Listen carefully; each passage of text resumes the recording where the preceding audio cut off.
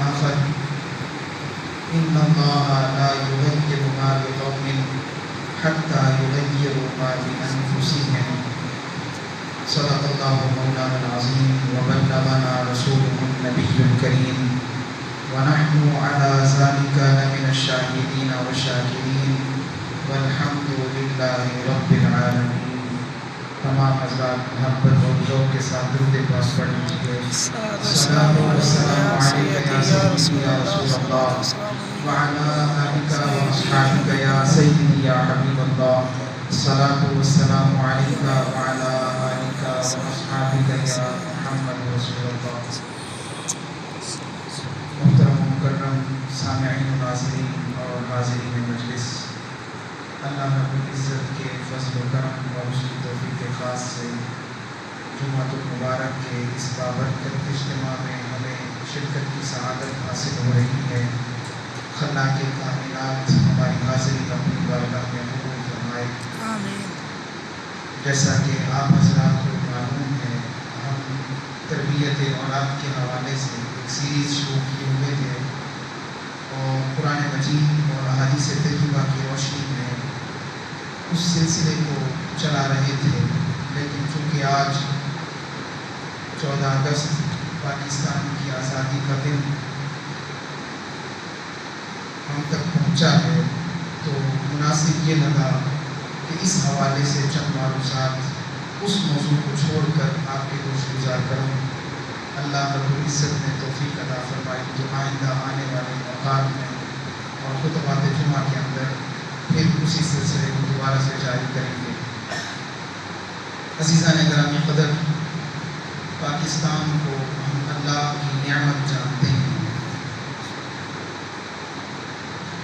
آج کے موجودہ حالات کے پیش نظر اگر ہم تھوڑا سا تفکر اور تدبر اور غور و فکر کریں تو قرآن مجید کی ایک آیت ہے جو شاید ہمارے حالات پر مکمل طور پر منطبق نظر آتی ہے.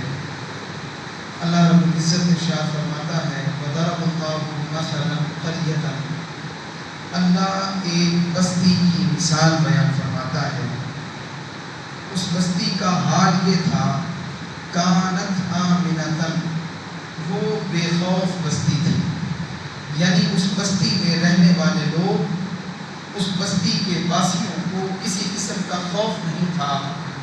نہ تو وہاں زندگی گزارنے کا خوف کو لاحق تھا اور نہ یہ خوف لاحق تھا کہ وہ اپنا وطن چھوڑ کر، اپنی بستی چھوڑ کر، اپنا ملک چھوڑ کر کسی اور ملک کی طرف منتقل ہو جائیں. مطمئنۃ، اور دوسری نعمت اللہ نے اس بستی کو یہ عطا فرمائی تھی کہ وہ بستی مطمئن تھی، حالت اطمینان میں تھی. اطمینان کا مطلب جو امام راضی نے لکھا وہ یہ کہ اللہ نے ان کو صحت کی دولت سے مالا مال کیا ہوا تھا. ان کی فضا، ان کی ہوا اس طرح کی تھی کہ وہ وہاں پر ان کے مزاج اس قدر نرم اور اس قدر اچھے تھے کہ وہ ان کو ضرورت نہیں تھی کہ وہ اپنا وطن چھوڑ کے کہیں اور جائیں. یأتیہا رزقہا رغدا من کل مکان. اور تیسری نعمت اللہ نے ان کو یہ عطا فرمائی تھی کہ ان کو ہر طرف سے اللہ رزق عطا فرماتا تھا. باغات میں سے ان کو مال ملتا تھا، فروٹ اور پھلوں کی درآمد اور برآمد کا سلسلہ جاری تھا، اور نہروں کے ذریعے سے پانی ان کو میسر تھا، اور ہر طرح کی نعمت اللہ نے ان کو عطا فرما رکھی تھی اور ان کو رزق مل رہا تھا. اب 3 نعمتیں اللہ نے اس آیت کے اندر اس قوم کے لیے ارشاد فرمائی. نمبر 1، اس قوم کو امن کی دولت عطا کی تھی. نمبر 2، اس کو اطمینان اور صحت والی نعمت عطا فرمائی تھی. اور نمبر 3، ان کو ہر طرف سے رزق بھی عطا فرمایا تھا. لیکن اس سب کے باوجود نتیجہ یہ نکلا فَكَفَرَتْ بِأَنْعُمِ اللَّهِ، جو ان کو نعمتیں ملی تھیں ان نعمتوں کا انہوں نے شکریہ ادا نہیں کیا، ان نعمتوں پر اللہ رب العزت کا شکر ادا نہیں کیا، بلکہ نتیجتاً اس کی ناشکری کر دی. اور جب ناشکری کی پھر اللہ نے ان کو ایک عذاب میں مبتلا کر دیا. اللہ فرماتا ہے فَأَذَاقَهَا اللَّهُ لِبَاسَ الْجُوعِ وَالْخَوْفِ. اللہ نے ان کو بھوک اور خوف کا لباس پہنا دیا. اب خوف کیا تھا؟ وہ اپنے گھر سے نکلنے پر بھی قادر قادر نہیں تھے. گھر سے نکلتے تو یہ خوف دامن نہیں رہتا، معلوم نہیں واپس پلٹ کے آئیں گے یا نہیں آئیں گے. اور دوسرا ان کو بھوک کا لباس دے دیا. اب بھوک کا لباس پہنانے کا مطلب کیا ہے؟ بھوک کا لباس پہنانے کا مطلب یہ تھا کہ ان کو اللہ رب العزت نے وہ جو مال کے اندر برکت تھی وہ اٹھا لی. اب جب برکت اٹھی تو اس کا نتیجہ یہ کہ مال جتنا بھی آئے، رزق جتنا بھی آئے، تو پھر بھی ان کی یہ فکر ختم نہیں ہوتی تھی کہ معلوم نہیں یہ ہماری ضرورت کو اور ہماری حاجت کو پورا کر پائے گا یا نہیں کر پائے گا. فَكَفَرَتْ بِأَنْعُمِ اللَّهِ فَأَذَاقَهَا اللَّهُ لِبَاسَ الْجُوعِ وَالْخَوْفِ. اور پھر اس آیت کا آخری حصہ اور زیادہ قابل توجہ. اللہ رب العزت فرماتا ہے یہ کوئی ہمارا ظلم نہیں تھا، یہ کوئی ہم نے ان پر زیادتی نہیں کی تھی، بلکہ اس کی وجہ کیا تھی؟ بما كانوا يصنعون. یہ ان کے اپنے اعمال تھے، یہ ان کے اپنے کرتوت تھے جن کی وجہ سے ان کو اللہ رب العزت نے عذاب عطا فرمایا تھا. تو عزیزان گرامی قدر، آج کے اس موجودہ دور کے اندر ہم اگر اپنے حالات پہ غور کرتے ہیں اور اپنے ملک کے حالات کو اور معروضی حالات کو دیکھتے ہیں تو معلوم پڑتا ہے اللہ رب العزت نے یہ نعمت ہمیں بھی عطا کی تھی. اگر آپ پاکستان کے مارز وجود میں آنے والے حالات کو دیکھیں تو اس دور میں اگر ڈالر کا ریٹ دیکھتے ہیں تو وہ بہت کم سطح پر تھا. اس وقت اگر صحت کی صورتحال تھی تو وہ بہتر تھی. اس لیے حالانکہ اس وقت تو مشکلات زیادہ تھیں. مشکل کیا تھی؟ اس وقت مہاجرین انڈیا سے، ہند سے ہجرت کر کے پاکستان کی طرف آ رہے تھے. ان کو جگہ بھی دینی تھی، ان کو ٹھہرانا بھی تھا، ان کو یہاں پر رہنے کے لیے جگہ اور مکان اور وسائل مہیا کرنے تھے. لیکن اس سب مشکلات کے باوجود بھی اس وقت حالت بہتر تھی. اس وقت کی ترقی آج کی تنزلی سے کہیں بہتر تھی. اور پھر اس کے بعد امن بھی آج سے کہیں زیادہ تھا. تو وہ دو نعمتیں جو اللہ نے اس بستی کو عطا کی تھی، نمبر ایک وہ بے خوف بستی تھی، ان میں ملک سے جانے کا کوئی خیال نہیں آتا تھا ان کو. لیکن پھر جب حالت تبدیل ہوئی، ناشکری کی حالت آئی، تو پھر اس ملک کے رہنے والوں نے، اس بستی کے باشندوں نے وہاں سے ہجرت کرنا مناسب سمجھا. آج کے حالات کو اگر آپ دیکھتے ہیں 2022 سے لے کر 2026 تک ان 4 سالوں کے اندر پاکستان میں رہنے والے لوگوں کی کتنی تعداد ہے جنہوں نے اس ملک کو چھوڑ کر کسی دوسرے ملک میں جانا اپنے لیے مناسب سمجھا. اگر یہ اعداد و شمار نکالے جائیں تو یہ بات واضح ہوتی ہے وہ جو امن کی حالت تھی وہ خوف میں تبدیل ہو گئی. وہ جو ہمیں اطمینان حاصل تھا وہ انتقال میں تبدیل ہو گیا. لوگوں نے پاکستان کو چھوڑ کر کسی اور دوسرے ملک کو مسکن بنانا مناسب سمجھ لیا. اس کی وجہ کیا تھی؟ وجہ یہ تھی فَكَفَرَتْ بِأَنْعُمِ اللَّهِ. اس قوم نے اللہ کی نعمتوں کی ناشکری کر دی. پھر اس کے بعد دوسرا جو اللہ نے انعام دیا تھا ان کو وہ یہ تھا کہ ان کو صحت عطا کی تھی. آج آپ پاکستان کے کسی ہاسپٹل کے اندر جا کے دیکھیں، کسی حکیم کے پاس جا کر دیکھیں، کسی ڈاکٹر کے پاس جا کر دیکھیں، ہر جگہ پر رش لگا ہوا ہے. اللہ نے تو یہ ملک دیا تھا، اس کی تو ہم فضیلت یہ بیان کرتے تھے یہاں پر تو چاروں موسم پائے جاتے ہیں، یہاں پر تو فضا اور ہوا وہ ہے جو انسانی جسم کے مناسب اور لائق ہے. لیکن وجہ کیا ہے کہ وہ ہوا، وہ فضا ہمارے جسم کو اس طرح سے تندرست نہیں کر رہی جس طرح سے پہلے کرتی تھی. آج ہر ہسپتال وہ بھرا پڑا ہے، ہر ڈاکٹر کے پاس مریضوں کی لائن لگی ہے. وجہ یہ ہے فَكَفَرَتْ بِأَنْعُمِ اللَّهِ. اللہ کی نعمتوں کی ناشکری کر دی. آپ ڈاکٹر کے پاس جائیں، ڈاکٹر کی تنخواہیں اتنی ہوں، پھر بھی ان کے رزق کے اندر برکت نہیں. رزق تو آ رہا تھا. تیسری نعمت اللہ نے جو عطا کی تھی وہ یہ کہ یأتیہا رزقہا رغداً من کل مکان. اللہ ان کو ہر طرف سے رزق دے رہا تھا لیکن رزق کے اندر سے برکت اٹھا لی گئی.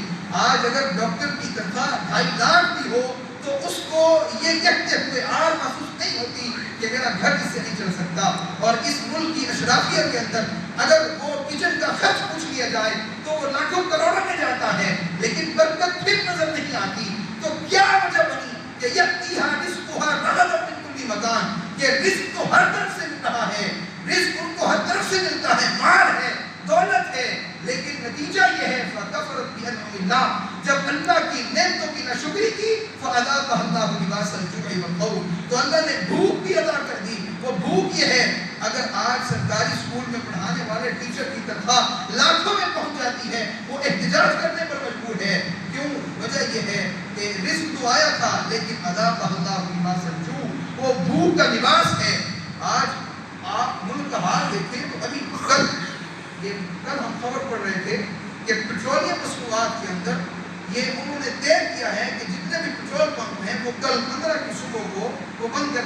6 बजे। तो क्यों मिल तो रहा था उनको, माल भी मिल रहा है, दौलत भी मिल रही है, लेकिन वजह क्या है? वजह यह है जब नेमतों की नाशुक्री की तो फअज़ाक़हा अल्लाहु लिबासल जू, फिर अल्लाह ने उनको भूख का लिबास पहना दिया। और दूसरा खौफ का लिबास है। घर से कोई निकलता है, हत्ता कि अब तो घर के अंदर रहकर भी किसी को ये तयक्कुन नहीं, ये यकीन नहीं कि उसकी जान और उसका माल वो घर के अंदर भी महफूज है कि नहीं। तो अज़ीज़ान गिरामी क़दर वजह ये नहीं कि ये हम पर कोई अज़ाब आया है, अज़ाब तो है लेकिन सबब उसका क्या है? सबब उसका हम खुद हैं। अल्लाह फरमाता है बिमा कानू यस्नऊन, ये उनके अपने हाथों की कमाई है।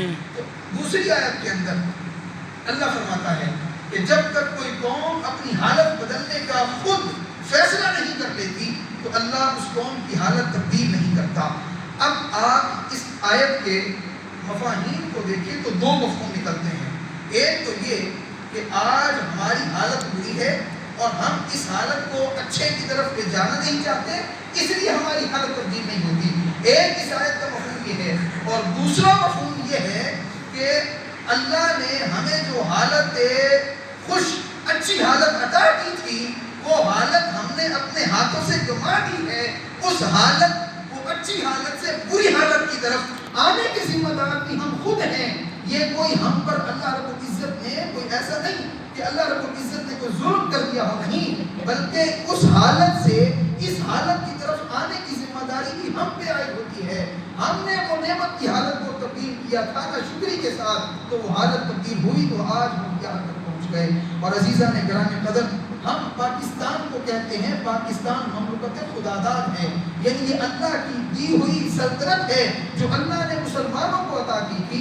तो याद रखिए, जिस तरह अल्लाह ने मुसलमानों को नमाज दी थी तो नमाज की हिफाजत जरूरी थी। फरमाया हाफ़िज़ू अला सलावात, नमाजों की हिफाजत करो। ज़कात दी थी, उसकी हिफाजत जरूरी थी। और उसके बाद अल्लाह रब्बुल इज़्ज़त ने रोज़े दिए, उनकी हिफाजत जरूरी थी। जिस तरह इन सब चीज़ों की, इन सब फ़राइज़ की जिम्मेदारी थी कि उनका लिहाज किया जाता और उनकी हिफाजत की जाती, तो ये मुल्क भी अल्लाह की नेमत था, इसकी हिफाजत भी जरूरी थी। तो हमने इस मुल्क की हिफाजत की है क्या? इस मुल्क को करप्शन से महफूज रखने के लिए कोशिश की है या नहीं की? इस मुल्क को बेज़ाब्तगी से बचाने के लिए कोशिश की है या नहीं की? इस मुल्क को बदगुमानी से बचाने के लिए कोशिश की या नहीं की? अगर हिफाजत नहीं की तो मान लीजिए कि तो अल्लाह ने हम पर अल्लाहु लिबासल जुई वल खौफ, वो जो खौफ और भूख का लिबास अल्लाह ने अता किया, बिमा कानू यस्नऊन, ये हमारी अपनी अपनी कमाई है। अज़ीज़ान गिरामी क़दर, किसी ने कहा था कि पाकिस्तान को अल्लाह ने इसलिए दिया था कि इसके अंदर दीन पर अमल करने में आज़ादी हो। पाकिस्तान अल्लाह ने इसलिए दिया था कि इसमें दीन पर अमल करने में आज़ादी हो, इसलिए नहीं दिया था कि दीन से आज़ादी हासिल हो जाए। तो आज हम जो आज़ादी मनाते हैं, सिर्फ आज नहीं, मैं तो बचपन से देखकर आ रहा हूँ, अल्लाह रब्बुल इज़्ज़त ने फरमाया था लोगों लइन शकरतुम लअज़ीदन्नकुम, अगर तुम शुक्र करोगे तो मैं उसमें इजाफा करूंगा। अगर नेमत मिले उसका शुक्रिया अदा करना था। आज हम अपने अमल से देखें, क्या हम जो शुक्र की सूरत इख्तियार करते हैं, 14 अगस्त आई नहीं, रातों को बेहंगम शोर बरपा हो जाता है, बेहंगम तौर पर मखलूक और अजीब किस्म की मजालिस का इनेकाद किया जाता है और मोटरसाइकिल के सरे से निकालकर पूरी कौम के आराम को तबाह बर्बाद किया जाता है और पटाखों के नाम पर पूरे जो लोग सोए हैं उनके आराम को बर्बाद किया जाए और बेहाल किया जाए इस नाम पर कि हम आज़ादी का जश्न मनाते हैं। तो बताइए ये शुक्र है या कुफ्र है? ये तो शुक्राने नेमत तो नहीं था, शुक्रान तो ये था कि इंसान का सर सजदे में झुक जाए कि मौला तूने हमें ये आज़ादी के साथ रहने के लिए ये मुल्क दिया था।